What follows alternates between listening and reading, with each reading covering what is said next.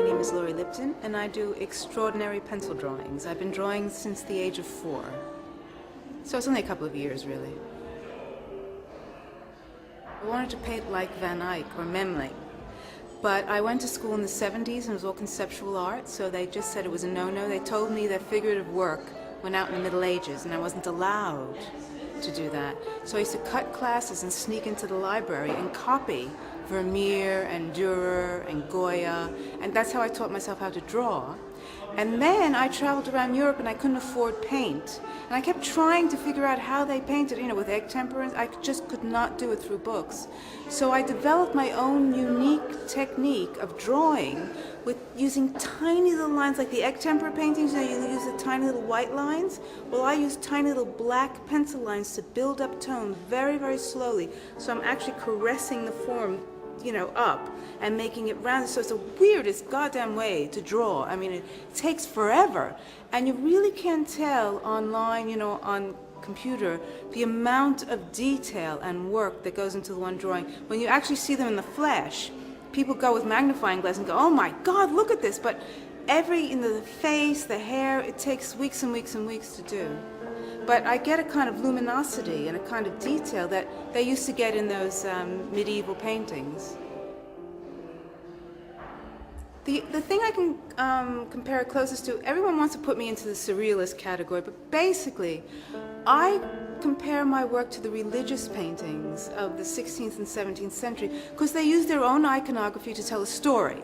And everyone who looked at those religious paintings knew that was Jesus, that was the Virgin Mary, and they knew the story. Well, my stuff is using iconography from the 21st century and the 20th century. And I'm also telling a story about my life, basically. It's not about Jesus' life, it's about my life. But it's my own kind of narrative. It's a narrative without words. So surrealism is based on dream imagery and juxtaposition of images, but I am much more intentional than that. This exhibition represents about 10, well, actually, let me think. It was about 2.5 years worth of work. And I was, it was inspired by watching the war on Iraq.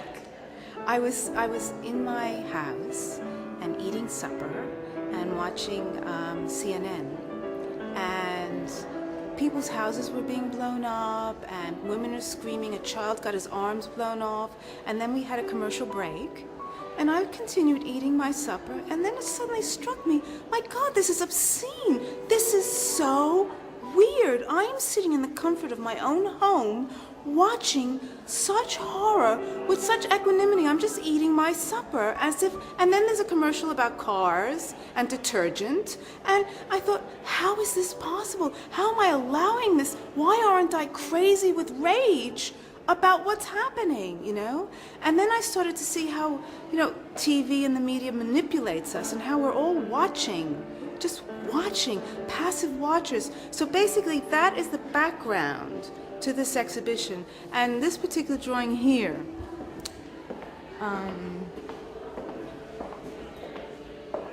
this is called watching. And when the doors are closed,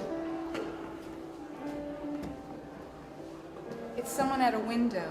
And this is about an incident that took place in the 1970s, about a woman who was murdered in front of a whole apartment house full of people, and nobody called the cops because nobody wanted to get involved. In fact, one man turned up the sound on his radio to drown out her screams.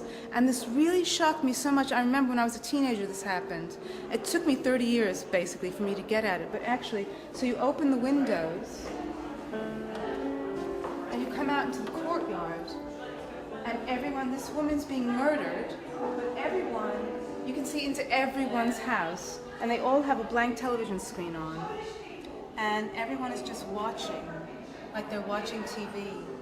And I remember my brother used to say, when something happened, oh my God, this is just like a film, or oh my God, this is just like television. So life has become fiction, and we're not getting emotionally involved in wars, and the news is fiction. It's fiction. I don't, say, oh my God, there's another, murder, there's another. But unless it actually happens to someone you really know, you're looking at this stuff and it's, the emotional involvement is nil.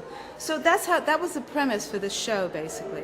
And a lot of it is about watching and about being, there's another one, I don't know where it's, oh yes, it's over here.